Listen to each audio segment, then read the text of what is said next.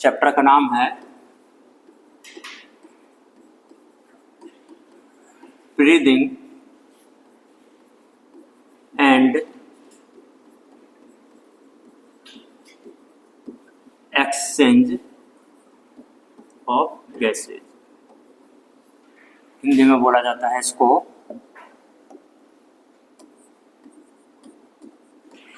श्वसन व गैसों का विनिमय।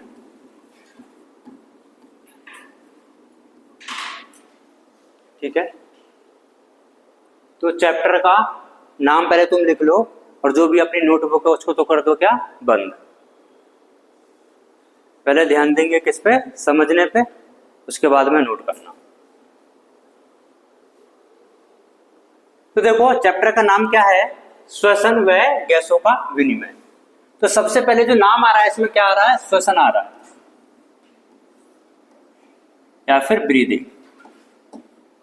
तो सबसे पहले क्वेश्चन यही आता है कि ब्रीदिंग होती क्या है, श्वसन होता क्या है, क्या होता है, व्हाट इज ब्रीदिंग। ब्रीदिंग में देखो दो प्रोसेस होते हैं, एक होता है इनहेल करना और एक होता है एक्सहेल करना। इनहेल का मतलब अंत्य श्वसन, कौन सा होता है, अंत्य श्वसन। और एक्सहेल का मतलब होता है बहिश्वसन या फिर निश्वसन।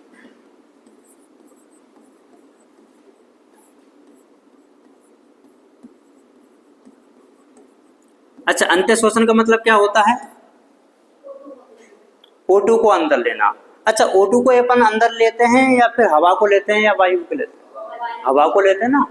ऑक्सीजन एक गैस को थोड़ी ना ले रहे हैं, तो अपन जो अंदर लेते हैं उसमें ऑक्सीजन ज्यादा होती है, ये अपन को मानना पड़ेगा कि जो भी अपन वायु ले रहे हैं तो वो वायु जो है वो कौन सी वाली गैस से भरपूर है, ऑक्सीजन गैस से भरपूर वायु को अंदर खींचना, और CO2 से भरपूर वायु को बाहर निकालना, उसको क्या बोला जाता है, बहिश्वसन। नहीं, अपन को जो चाहिए वो तो ऑक्सीजन चाहिए ना। अब जो अपन वायु में जो भी उपस्थित है गैसेस वो तो सारी की सारी आएगी, इसलिए अपन किसी भी एक गैस का नहीं करते हैं, किसका करते हैं, वायु का करते हैं। लेकिन हमारी बॉडी को चाहिए क्या, ऑक्सीजन चाहिए।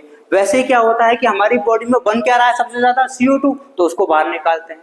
तो जब अपन इनहेल कर रहे हैं तो अपने शरीर में कौन सा ज्यादा है, ऑक्सीजन से भरपूर वायु जा रही है, और जब अपन निकाल रहे हैं तो CO2 से भरपूर वायु निकल रही है। ये प्रोसेस होता है क्या, ब्रीदिंग का। अब एक तो देखो ये आता है ब्रीदिंग, और एक आपने नाम सुना होगा रेस्पिरेशन। ब्रीदिंग और रेस्पिरेशन क्या दोनों एक ही बात है कि दोनों अलग अलग होते हैं। रेस्पिरेशन को क्या बोलेंगे हिंदी में, श्वासन, और इसको क्या बोला है, श्वसन। सही बोल रहे हो कि एक बार सोच लो।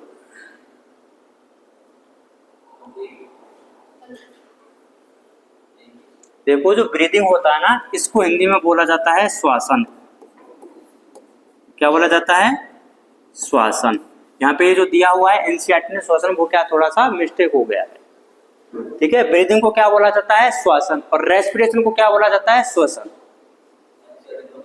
हाँ, उसने ये बोला, फिर आगे देखो एक लाइन मिलेगी, breathing is commonly known as respiration, कि श्वासन को ही क्या बोला जाता है, श्वसन बोला जाता है। Breathing is commonly known as respiration. इसका मतलब क्या होता है, श्वासन को सामान्यतः क्या कहा जाता है, श्वसन कहा जाता है। एक आपने नाम और सुना होगा, संवातन भी तो होता है। संवातन वो क्या होता है, यही है संवातन, या फिर श्वासन को ही क्या बोला जाता है, श्वसन बोला जाता है। वापस से देखिए, चैप्टर का नाम क्या है, breathing and exchange of gas, श्वासन व गैसों का विनिमय। ब्रीदिंग क्या होता है? ऑक्सीजन वाली जो एयर होती है उसको शरीर के अंदर खींचना, और CO2 वाली जो एयर होती है उसको शरीर से बाहर निकालना, यही क्या होता है? ब्रीदिंग होता है। फिर श्वसन क्या है? ये रेस्पिरेशन क्या है? तो अपन ने लिख दिया, ये तो क्या है? श्वसन है। क्या यही श्वसन है क्या? ब्रीदिंग ही रेस्पिरेशन है क्या? कि और कुछ नहीं होता है क्या? अच्छा एक बात बताइए, अपन सांस जो ले रहे हैं ये लेना जरूरी क्यों है? हमें सांस लेना जरूरी क्यों है?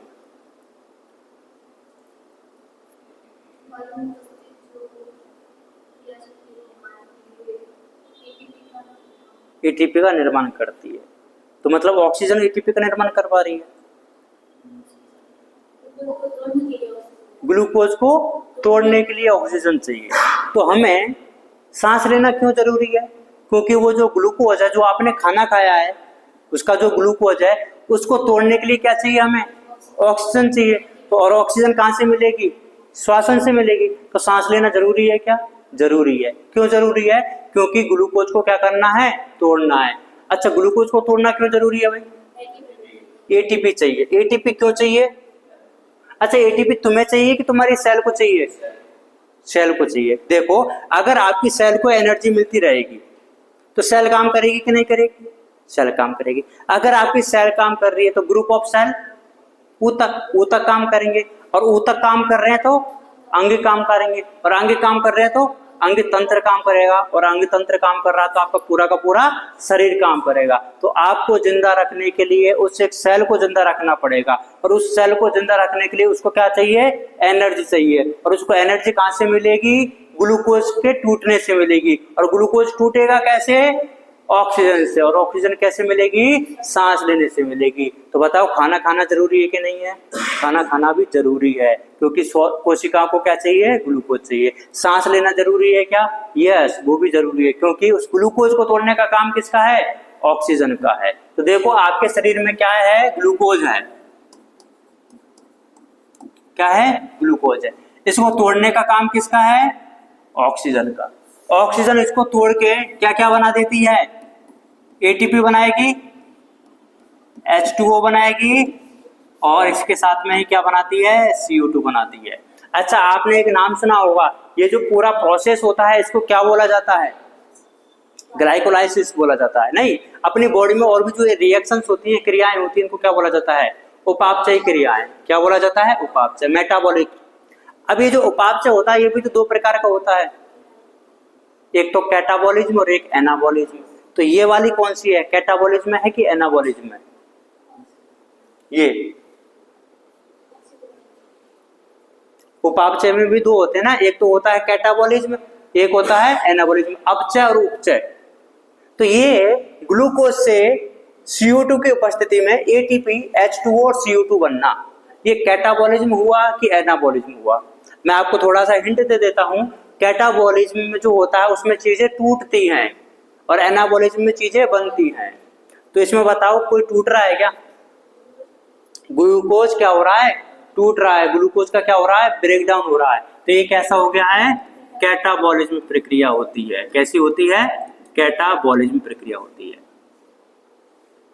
कोई चीज जब टूटती है तो उसको बोला जाता है कैटाबॉलिज्म।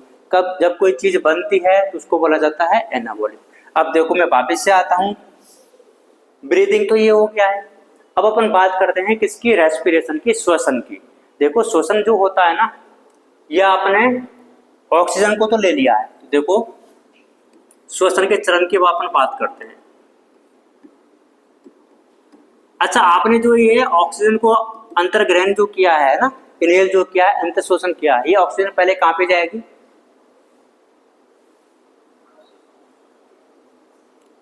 अच्छा जो मानव के जो श्वसन अंग होते हैं वो क्या होते हैं? मानव के, मैंने जो क्वेश्चन पूछा उसको बताइए आंसर। मानव के श्वसन अंगों का नाम?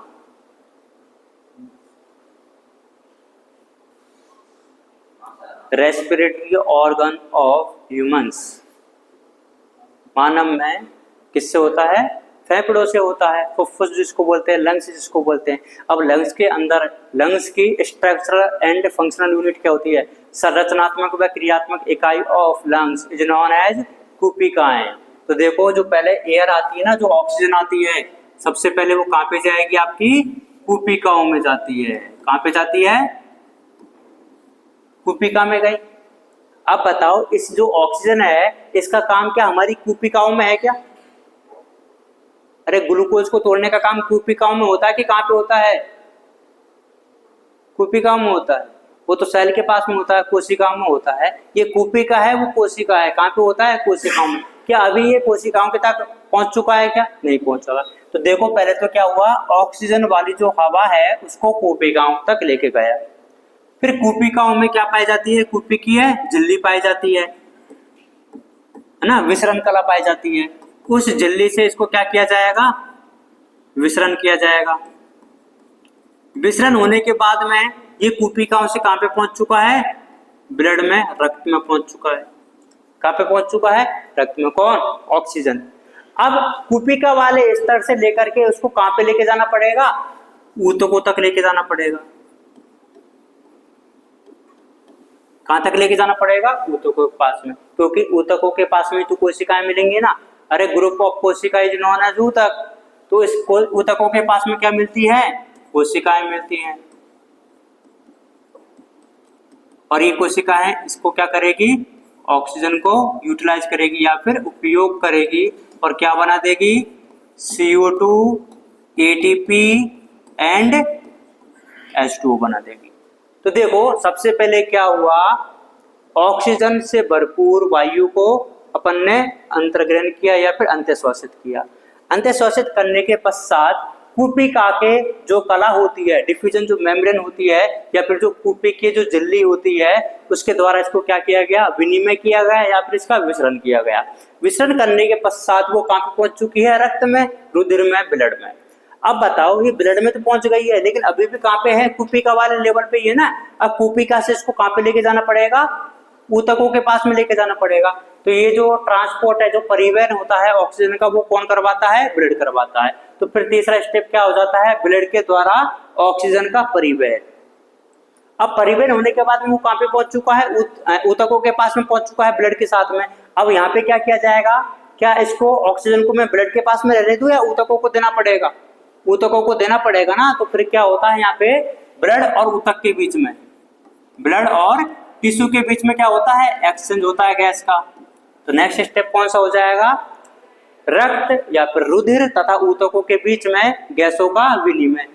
भाई यहाँ से इसने ऑक्सीजन दे दी और इधर से जो CO2 बनेगी उसको ये वापस दे देगा ब्लड को। फिर क्या हो जाएगा? कोशिकाओं द्वारा ऑक्सीजन का उपयोग कर CO2, ATP तथा H2O का निर्माण। 5 स्टेप होते हैं टोटल। पहला स्टेप में क्या हुआ? ब्रीदिंग, श्वासन हुआ। श्वासन में भी 2 स्टेप हो जाते हैं, कौन सा? अंत्यश्वासन और बहिश्वासन। पहले ही हो गया।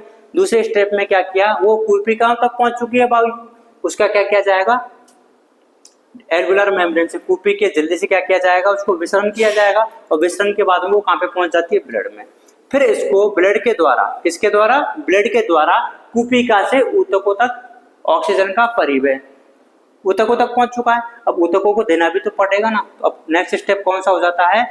ऊतक तथा रुधिर के बीच में गैसों का विनिमय।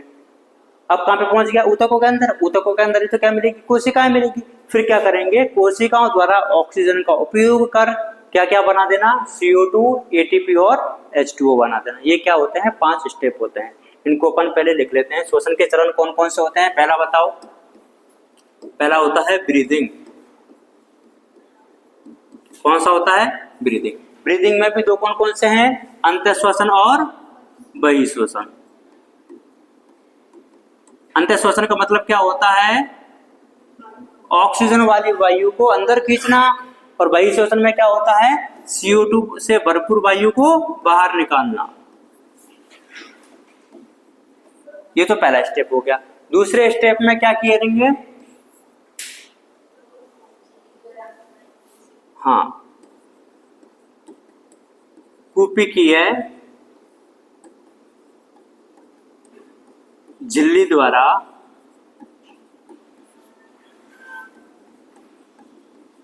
गैस का विसरण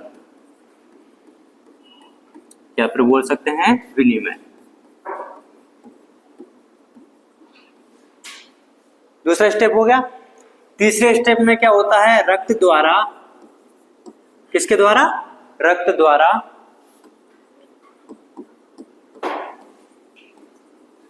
गैस का परिवहन। नेक्स्ट क्या हो जाएगा, अब देखो रक्त के द्वारा उसका परिवहन तो करवा दिया, वो कहां पे पहुंच चुका है, ऊतक पर, ऊतकों के पास में पहुंच गया ना। तो अब क्या हो जाएगा, रक्त व ऊतकों के बीच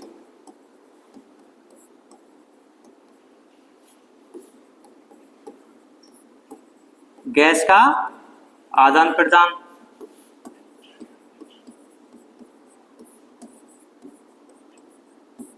अब ऑक्सीजन कहां पे पहुंच चुकी है, कोशिकाओं के बीच।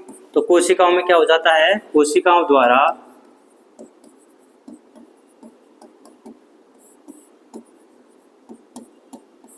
ऑक्सीजन का, अच्छा एक बात बताओ, ये जो कोशिकाएं इस ऑक्सीजन का उपयोग कर रही हैं, क्या वो प्रत्यक्ष रूप से कर रही है कि अप्रत्यक्ष रूप से कर रही है? जो कोशिकाओं तक, मैं बता देता हूँ और सिंपल भाषा में पूछता हूँ कि ये जो ऑक्सीजन जो पहुंच रही है कोशिकाओं तक, क्या वो डायरेक्टली पहुंच रही है या फिर अलग अलग रास्तों से होते हुए पहुंच रही है? अलग अलग रास्तों से होते हुए पूछ रही है, तो डायरेक्ट पहुंचेगी कि इनडायरेक्ट है? इनडायरेक्ट पहुंचेगी ना। इनडायरेक्ट को एनसीईआरटी में लिखा हुआ है परोक्ष रूप से। तो कोशिकाओं द्वारा ऑक्सीजन का परोक्ष या फिर अप्रत्यक्ष, इनडायरेक्टली उपयोग करना और क्या बना देना, वह CO2, ATP तथा H2O का निर्माण कर देना।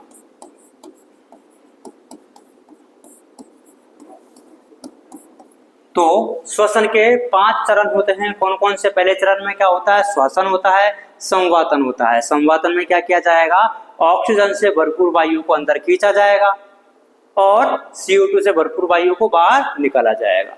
अब ये जो ऑक्सीजन से जो भरपूर वायु गई है, पहले तो कहां पे जाएगी, अपने फेफड़ों में जाएगी ना। अब फेफड़ों में भी कहां पे पहुंचेगी, कुपिकाओं में पहुंचेगी। फिर आपने देखा होगा कुपिकाओं के और ब्लड वेसल्स के बीच में, रक्त वाहिनियों के बीच में इसको क्या किया जाएगा, विसरित किया जाएगा या फिर इसका विनिमय किया जाएगा। तो देखो दूसरे में क्या हो जाता है, कुपिकीय झिल्ली द्वारा गैसों का विसरण करेंगे या फिर विनिमय करेंगे। तो अब ये जो गैस है वो कहां पे पहुंच चुकी है, रक्त में पहुंच चुकी है। लेकिन रक्त में पहुंची तो है, लेकिन अभी भी कहां पे है वो, कुपिका के पास में। पहुंचाना कहां पे है उसको, ऊतकों के पास में या फिर कोशिकाओं के पास में। तो अब क्या करेगा, रक्त द्वारा गैस का परिवहन करवाया जाएगा। अगर मैं आपसे पूछूं कि ऑक्सीजन जो गैस है वो कुपिकाओं से ऊतकों के पास में जाएगी या फिर ऊतकों से कोशिकाओं के पास में आएगी, ऑक्सीजन का बताना है। कोशिका से या फिर ऊतकों से कुपिका के पास में जाएगी या फिर कुपिका से ऊतकों के पास में जाएगी? कुपिका से ऊतकों के पास में जाएगी और वहां पे ऊतकों में क्या बन रही होगी, CO2 बनेगी। फिर CO2 वापस से लेके भी तो आना है ना। तो जो CO2 का जो परिवहन है वो भी कौन करेगा, रक्त ही करेगा। वो कहां से कहां पे करेगा, ऊतकों से कुपिकाओं के बीच में। आ गया। फिर नेक्स्ट स्टेप क्या है, वो ऊतकों के पास में पहुंच गई है ऑक्सीजन। अब उसको क्या किया जाएगा, रक्त में ऊतकों के बीच में गैस का क्या किया जाएगा, आदान प्रदान किया जाएगा। अब कहां पे पहुंच चुकी है, ऊतकों के पास में। और ऊतकों में क्या पाए जाते हैं, कोशिकाएं। तो कोशिकाएं इस ऑक्सीजन को लेगी और इनडायरेक्टली गई है एक तो, और इसको क्या करेगी, कैटाबॉलिज्म करवाएगी और क्या क्या चीजें बनवा देती है, CO2, ATP और H2O बनवा देती है। क्या क्या बनवा देगी, ATP, H2O और CO2 बनवा देती है। हाँ, विसरण तो दोनों का ही होगा ना भाई। देखो पहले क्या हुआ, ऑक्सीजन आई, ठीक है। ऑक्सीजन कहां पे पहुंच गई, कुपिकाओं में पहुंच गई। कुपिका में इसके झिल्ली के द्वारा इसका क्या करवा दिया, विसरण करवा दिया। झिल्ली के द्वारा विसरण के पास में वो कहां पे पहुंच गया है, ब्लड में पहुंच गया है। ब्लड के बाद में कहां पे पहुंची, ऊतकों में पहुंची। ऊतकों के बाद में कहां पे पहुंची, कोशिका। तो ये तो अपन ने पहले किसका देख लिया, ऑक्सीजन का। अब यहाँ पे इसने क्या बना दिया, CO2 बना दिया है ना। अब बताओ CO2 का हमारे शरीर में कोई काम है क्या, कोई काम नहीं है। तो ये कैसी होती है, हानिकारक होती है। कैसी होती है, हानिकारक है। अब ये हानिकारक गैस है तो इसको बाहर निकालना पड़ेगा ना। अब देखो इसका वापस रिवर्स कैसे होता है। देखो पहले जो CO2 थी कोशिका से पहले कहां पे जाएगी, ऊतकों में जाएगी। ये कोशिकाओं से पहले बाहर निकल के ऊतकों में आएगी ना। अब ऊतक इसको क्या बोलेंगे, अब ऊतकों के पास में कुछ है क्या, कुछ लेके जाने का? ऊतक खुद तो लेके नहीं जा सकते ना, तो अब उसको क्या चाहिए, कोई लेके जाने वाला चाहिए। लेके जाने वाला कौन है? हमारे शरीर में पूरा काम कौन करवाता है? परिवहन का ब्लड ही तो करवाता है। तो ये ऊतक से कहाँ पे आ जाएगा? ब्लड में। अब ब्लड पूछेगा इसको कहाँ पे छोड़ना है? अरे भाई ये मान के चलो कि मैं क्या हूँ? ऑक्सीजन हूँ। मैं क्या हूँ? ऑक्सीजन हूँ, और मेरे को जोधपुर से जयपुर जाना है। जोधपुर को आप मान लीजिए क्या है? कूपिका है। अपन इसको ऐसे समझते, वापस से देखो, ये मैं हूँ, मैं, ठीक है। कूपिका का जो लेवल है वो कौन सा है? जोधपुर है। इसको अपन ने क्या मान लिया है? कूपिका मान लिया है, ठीक है। तो मेरे को जाना कहाँ पे है? ऊतक स्तर तक। जयपुर को अपन ने क्या मान लिया है? ऊतक स्तर। क्यों? मेरा घर कहाँ पे है? जयपुर में है ना, तो मतलब यहाँ पे क्या है? कोशिका, ठीक है। अब मेरे को कहाँ पे पहुंचना है? और मैं क्या हूं? यहाँ पे ऑक्सीजन हूं, ठीक है। तो देखो, अगर मेरे को जोधपुर से जयपुर जाना है तो किस में जाऊंगा मैं? किसी ना किसी परिवहन की आवश्यकता पड़ेगी। बस से जाऊं, ट्रेन से जाऊं, कार से जाऊं। अब यहाँ पे मेरे को परिवहन का जो है, इस कोशिका के अंदर, अपने शरीर के अंदर परिवहन का एक ही माध्यम है, क्या? रक्त। तो अपन ने क्या यूज किया? यहाँ पे रक्त का यूज किया। तो देखो, सबसे पहले तो मेरे को क्या, कहाँ पे जाना पड़ेगा? जोधपुर के स्टैंड पे भी तो जाना पड़ेगा ना, कि जहाँ से मेरे को बस मिलेगी। अरे मेरे को ऑक्सीजन अपन को पता वातावरण में है, लेकिन वातावरण में ब्लड है क्या? नहीं है ना। तो ब्लड कहाँ? अपने शरीर के अंदर है, और कोशिका कहाँ? अपने शरीर के अंदर है। तो पहले इसको, ऑक्सीजन को कहाँ पे जाना पड़ेगा? कूपिका के पास में जाना पड़ेगा। फिर कूपिका से ये किस में बैठेगी? रक्त में बैठेगी। रक्त इसको कहाँ पे छोड़ेगा? जयपुर में छोड़ेगा। अब जयपुर में भी मेरे को अपने घर पे तो जाना पड़ेगा, तो ऊतकों के अंदर भी कहाँ पे है? कोशिकाओं में जाना पड़ेगा, ठीक है। मैं वहां पे पहुंच गया हूँ, मेरा जो भी काम था मैंने क्या कर लिया? फिनिश कर दिया। लेकिन मेरे को उधर से क्या है? कुछ एक्स्ट्रा सामान भी भर दिए घर वालों ने कि ये भी वापस लेके जाने हैं। जैसे कि एक्स्ट्रा सामान क्या क्या थे यहाँ पे? CO2 है, ATP है और H2 है। इनमें से एक्स्ट्रा क्या है? CO2, जो कि काम का नहीं है। अब इसको वापस से कहाँ पे लेके आना पड़ेगा? बाहर लेके आना पड़ेगा ना। तो देखो क्या किया, ऊतकों में गया, उधर से बैठने के लिए भाई CO2 को भी तो उधर से कोई लेके आना वाला चाहिए ना। तो वापस से मेरे को कहाँ पे जाना पड़ेगा? ऊतकों में जाना पड़ेगा। ऊतकों से फिर वापस से कहाँ पे, कौन लेके आएगा? अरे जैसे गया हूँ वैसे तो वापस आएगा ना। तो CO2 को वापस से रक्त के थ्रू आना पड़ेगा। पहले कहाँ पे उतारेगी वो? कूपिकाओं में। तो कूपिकाओं से भाई इधर क्या लेने आया है, इसको क्या करो? बाहर निकालो। बाहर निकाल दिया, ये वापस से कहाँ पे चला जाएगा? एटमॉस्फेयर में, वातावरण में चला जाएगा। आया समझ में? देखो एक बार और देखो,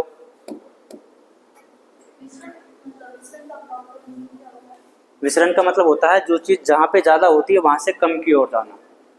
अब अपने शरीर में जो ऑक्सीजन है वो नॉर्मली तो कम ही है ना, बाहर तो पूरी भरी हुई है, तो अपन उसको खींचेंगे, ठीक है। देखो वापस से, ये क्या है? बाहर वातावरण है, ठीक है। वातावरण से अपन ने क्या ली? ऑक्सीजन ली। ऑक्सीजन पहले कहाँ पे जाएगी? कूपिकाओं में जाएगी। फिर अब कूपिकाओं में आ तो गई है, लेकिन इसका काम तो कहाँ पे है? कोशिकाओं में है। तो वहां तक पहुंचाने के लिए अपन को क्या लगेगा? एक परिवहन, कोई एक माध्यम भी तो चाहिए ना पहुंचाने के लिए। वो माध्यम का काम कौन करेगा? यहाँ पे अपना रुधिर करेगा, ब्लड करेगा, रक्त करेगा। तो यहाँ से ऑक्सीजन किस में गई? ब्लड में गई। कहाँ पे पहुंच गई? ऊतकों के पास में पहुंच गई। अब ऊतकों के पास में जाके कि हाँ बताओ, ऑक्सीजन क्या बोले कि बताओ क्या करना है? कि इधर आओ कोशिकाओं के पास में। कोशिकाओं के पास में पहले से क्या रखा हुआ है? ग्लूकोज रखा हुआ है। तो ग्लूकोज तो है ही है उनके पास में। अब क्या मिल गया है उनको? ऑक्सीजन भी मिल गया है। ऑक्सीजन को काम करके क्या बना दिया उसमें? उनको चाहिए क्या था? एनर्जी चाहिए था ना। उनका जो टारगेट है वो क्या बनाने का है? एनर्जी बनाने का है। एनर्जी उनको मिल गई है, लेकिन उनको पता नहीं था कि इस रिएक्शन में बाकी की और चीजें भी बन जाती है। चलो ठीक है भाई, H2O बनना है तो वो तो हमारे शरीर में कोई दिक्कत नहीं है, हमारे शरीर का संतुलन बनाने के लिए काम में आ जाएगा। लेकिन जो CO2 वो कैसी होती है? हानिकारक गैस है। कैसी है? हानिकारक है। जिसको क्या शरीर में पड़ा रहने दूं क्या मैं? नहीं, वापस से बाहर निकालना पड़ेगा ना। बाहर निकालने का प्रोसेस कैसा है? जैसे अंदर गए वैसे तो बाहर आएंगे ना। अरे जैसे मैं जोधपुर से जयपुर गया हूँ वैसे तो मेरे को जयपुर से जोधपुर आना पड़ेगा। पहले क्या किया? कोशिकाओं में बना था CO2, तो कोशिकाओं से पहले मैं इसको कहाँ पे भेजूंगा? ऊतकों में भेजूंगा। अब ऊतक बोलेंगे कि इधर क्या लेने आया है? कैसे? इधर क्या काम है? उसको क्या बोलेगी कि मेरे को कहाँ पे जाना है? वातावरण में जाना है। कि ठीक है वातावरण में जाना है तो कौन सी वाली बस में बैठ जा, इस ब्लड के साथ में भेजती हूँ। तो ब्लड के साथ में CO2 कहाँ पे आ जाएगी, कुपिका के आगे। कुपिका पूछेगी इधर कैसे, तो मेरे को कहाँ पे जाना है, वातावरण में जाना है। तो वातावरण में जाना है तो इधर से वातावरण में जाओ। ये प्रोसेस होता पूरे के पूरे किसका, श्वसन का। तो पहले स्टेप में क्या हुआ, ब्रीदिंग में अपन ने अंत श्वसन किया और बहिश्वसन भी कर सकते हैं। दूसरा स्टेप में क्या होता है, कुपिकाओं के द्वारा या फिर कुपी के झिल्ली के द्वारा विसरण कर दिया जाता है या फिर विनिमय कर दिया जाता है। तीसरा क्या होता है, रक्त के साथ में कुपिका से ऊतक ऑक्सीजन का परिवहन किया जाएगा। फिर ब्लड और ऊतक मतलब रुधिर और ऊतकों के बीच में इसका वापस से क्या कर दिया जाएगा, विनिमय कर दिया जाएगा और ऑक्सीजन का उपयोग कर दिया जाएगा किसके द्वारा, कोशिकाओं के द्वारा। और क्या बना दिया जाएगा, CO2, ATP और H2O। करो इसको।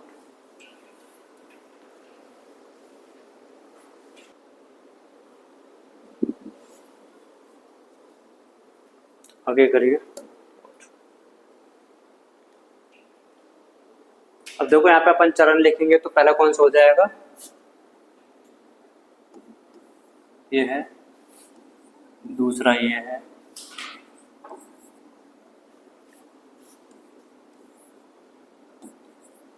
पांचवा।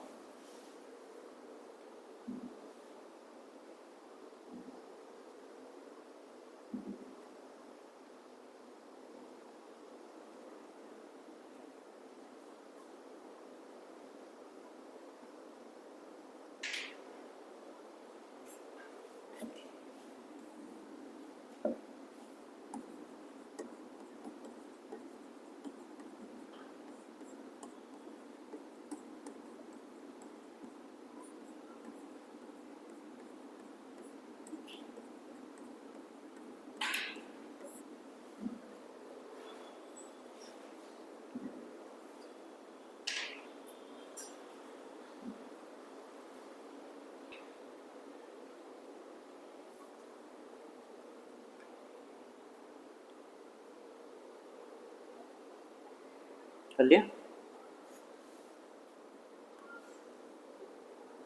अब लिखो श्वसन के चरण।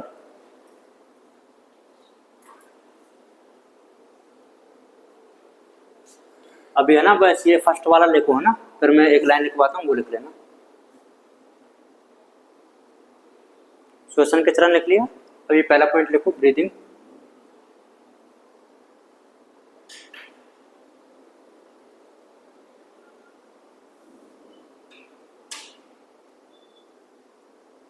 पहला ही लिखना अभी है ना।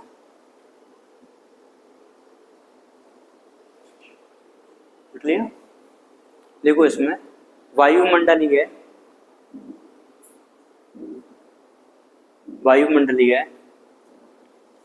ऑक्सीजन से भरपूर, वायुमंडलीय ऑक्सीजन से भरपूर वायु को अंदर खींचना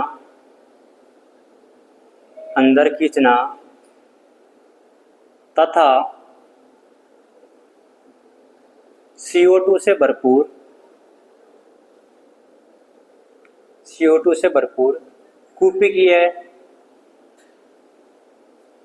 कुपिकीय वायु को बाहर निकालना।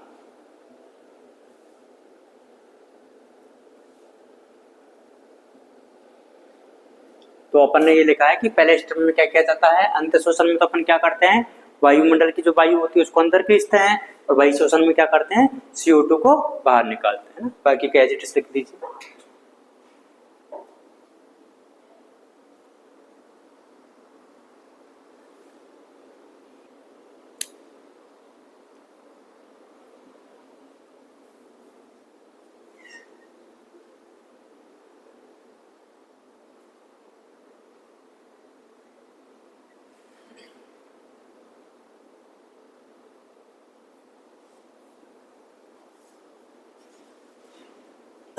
हो गया, ये रिएक्शन लिख लो।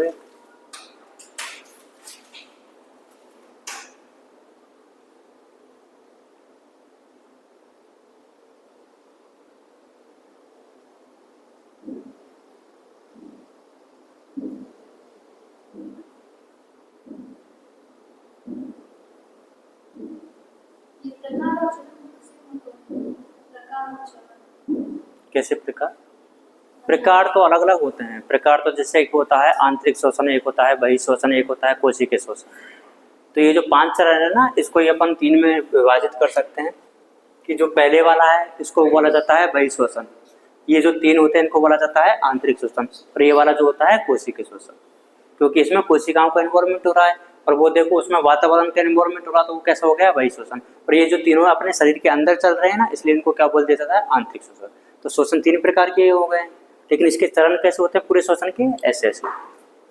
ठीक है, अब इसको वापस से एक बार और देखते हैं अलग तरीके से। ठीक है, नोट नहीं करना अभी। बाहर क्या है? वातावरण है ना।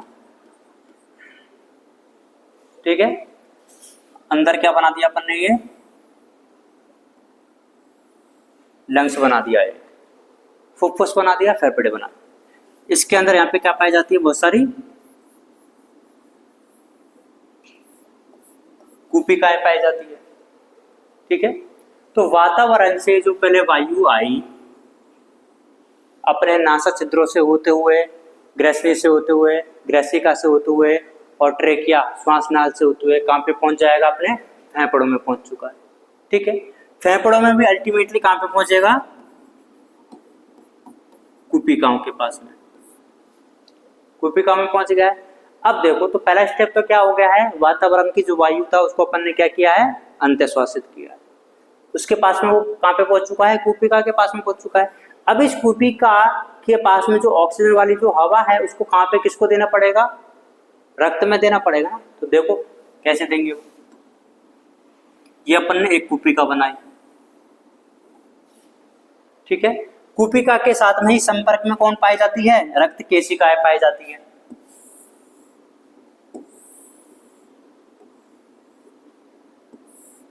ये क्या होती है? रक्त केशिकाएं। तो कूपिकाओं के पास में क्या है? ऑक्सीजन वाली जो हवा है ना, वो तो कहाँ पे आ जाएगी? रक्त केशिकाओं में आ गई, आगे ब्लड में। और ब्लड के पास में उधर से बन करके कौन आई होगी? CO2, वो कहाँ पे चली जाएगी? कूपिकाओं में चली जाएगी। ठीक है, अब ऑक्सीजन जो थी वो कहाँ पे आ चुकी है? ब्लड में आ चुकी है। अब ब्लड इसको कूपिका से लेकर के कहाँ पे लेके जाएगा? ऊतक तक। ये देखो अपन ने बना दिया पूरा, एक एक ऊतक बना दिया अपन ने। इस ऊतक में क्या होती है? बहुत सारी कोशिकाएं होती है। तो इस कूपिका से लेकर के ऐसे, ये कूपिका थी, इस कूपिका ने ऑक्सीजन को कहाँ पे डाल दिया है? रक्त में डाल दिया है। और रक्त के थ्रू परिवहन होते होते कहाँ पे? कूपिका से कहाँ पे आ गई? ऊतक स्तर तक आ गई। तो इस ऊतकों ने क्या कर दिया? अब देखो, ये यहाँ पे क्या है? ऊतक है, नीचे क्या है? ब्लड है। तो ब्लड मतलब रक्त और ऊतकों के बीच में क्या हो जाएगा? गैसों का आदान प्रदान हो जाएगा। तो ऑक्सीजन कहाँ पे पहुंच चुकी है? अब ऊतकों के अंदर। अब ऊतकों के अंदर क्या है? कोशिकाएं हैं। अब ये कोशिकाएं इस ऑक्सीजन का उपभोग करके क्या बना देगी? CO2, ATP और जल। अब वापस से हमें किसको भेजना है? इस CO2 को। CO2 बने कहाँ पे है? कोशिकाओं में। तो पहले तो वो कोशिकाओं से कहाँ पे आएगी? ऊतकों में आती है। अब ऊतकों में से इसको वापस लेके भी तो जाना है ना। लेके जाने का काम कौन करेगा? वापस से ब्लड। तो इसको वापस से कहाँ पे डाल दिया जाएगा? ब्लड में डाल दिया। ब्लड में डाल दिया, ब्लड से डालते डालते कहाँ पे आ गई? वो कूपिकाओं में। कूपिकाओं के स्तर तक आती ना, जैसे कि यह पहुंची है। यहाँ से फिर इसको कहाँ पे रिलीज कर दिया जाएगा? कूपिकाओं में रिलीज कर दिया। अब देखो, कूपिकाओं से फिर कहाँ से वापस होते होते हुए श्वसन श्वसनिका से होते होते कहाँ पे? नासा छिद्रों से होते हुए बाहर वापस से वातावरण में आ जाती है। तो जैसे ऑक्सीजन गई थी घूम घूम के, वैसे ही CO2 भी आ जाती है। कैसे? घूम घूम के। तो पहले स्टेप में क्या किया था? वायुमंडलीय या फिर वातावरणीय वायु, जिसमें हमें ऑक्सीजन चाहिए थी, ऑक्सीजन से भरपूर वायु को हमने क्या किया? अंतःश्वासित किया। अंतःश्वासित करने के पश्चात में वो कहाँ पहुंच चुकी है? कूपिकाओं तक पहुंच चुकी है। हालांकि यहाँ से यहाँ पे जाने में भी ऐसा नहीं है कि डायरेक्ट पहुंच चुकी है। जैसे पहले कहाँ पे आएगी? बाह्य नासा छिद्रों में आएगी, फिर नासा कक्षों में आएगी, नासा कक्ष के बाद में ग्रसनी में आएगी। ग्रसनी भी कौन सी? नासा ग्रसनी। नासा ग्रसनी से फिर मुख ग्रसनी में जाएगी। मुख ग्रसनी के बाद में फिर वो कंठ वाले क्षेत्र पे जाएगी, लैरिंग्स वाले पे, कंठ वाले से फिर श्वास नाल में जाएगी, श्वास नाल से फिर ये फेफड़ों में जाता है, मतलब प्राथमिक श्वसनी आती है, फिर द्वितीयक श्वसनी आती है, वो अभी अपन पढ़ेंगे ना मानव का। तो अल्टीमेटली कहाँ पे पहुंच चुकी है, वो कूपिकाओं में पहुंच चुकी है। और कूपिकाओं में पहुंचने के बाद में बताओ इसका जो काम है वो कूपिकाओं में है कि वहां पे ऊतकों में है, ऊतकों में है। तो इस कूपिकाओं से ऊतक तक लेके जाने का काम जो है वो कौन करेगा, रक्त करेगा। तो कूपिकाओं से रक्त के साथ में ये परिवहन होते हुए कहाँ पे आ जाता है, ऊतकों तक आ जाता है, और ऊतकों से फिर इसको किसको दे दिया जाता है, कोशिकाओं को दे दिया जाता है। कोशिकाएं इस ऑक्सीजन का परोक्ष रूप से करती है कि प्रत्यक्ष रूप से करती है, परोक्ष रूप से क्या करती है, उपभोग करती है। और क्या क्या बना देती है, CO2, ATP और H2O। ATP का वो खुद उपयोग कर लेती है, जिससे उसमें क्या आ जाती है, एनर्जी आ जाएगी। और एनर्जी उसमें आ जाती है कोशिकाओं में। तो बताओ कोशिकाएं काम करेंगी या नहीं करेंगी, कोशिकाएं काम करेंगी। और जब कोशिकाएं काम कर रही है तो कोशिकाएं किस में उपस्थित होती है, ऊतकों में, तो ऊतक काम करेंगे। और जब ऊतक काम करेंगे तो अंग काम करेंगे, और जब अंग काम करेंगे तो अंग तंत्र काम करेगा, और जब ये अंग तंत्र काम करेंगे तो हमारा पूरा का पूरा शरीर भी काम करेगा। तो शरीर या फिर जो सजीव जो होते हैं वो काम करने के लिए उनको क्या चाहिए, एनर्जी चाहिए। एनर्जी उनको नहीं, किसको चाहिए, कोशिकाओं को चाहिए। और ये कोशिकाओं को जो ऊर्जा है वो कहाँ से मिलेगी, ग्लूकोज के टूटने से मिलेगी। और ग्लूकोज को तोड़ने के लिए हमें क्या चाहिए, ऑक्सीजन चाहिए। ऑक्सीजन हमें कहाँ से मिलेगी, वातावरण से मिलेगी। कौन सी प्रक्रिया के फलस्वरूप मिलती है, ब्रीदिंग के फलस्वरूप मिलती है। अंत्य श्वसन से मिलती है कि बहिः श्वसन से मिलती है, अंत्य श्वसन से। अंत्य श्वसन से हमने ऑक्सीजन को लिया, ऑक्सीजन को कोशिकाओं को दिया, कोशिकाओं ने ऑक्सीजन को उपभोग किया और CO2 बना दिया। CO2 हमारे काम की नहीं होती, जो कि एक कैसी होती है, हानिकारक गैस होती है। तो इसको शरीर से बाहर निकालना पड़ेगा। तो ऑक्सीजन को अंदर लेने का प्रोसेस अंत्य श्वसन, और CO2 को बाहर निकालने का प्रोसेस बहिः श्वसन। यही होता है क्या, ब्रीदिंग। और ब्रीदिंग के बाद में ये जो पूरा स्टेप है कि वातावरण से लेकर के और कोशिकाओं तक पहुंचने का जो प्रोसेस है उसी को क्या बोला जाता है, श्वसन बोला जाता है, रेस्पिरेशन बोला जाता है। आई क्या बात समझ में।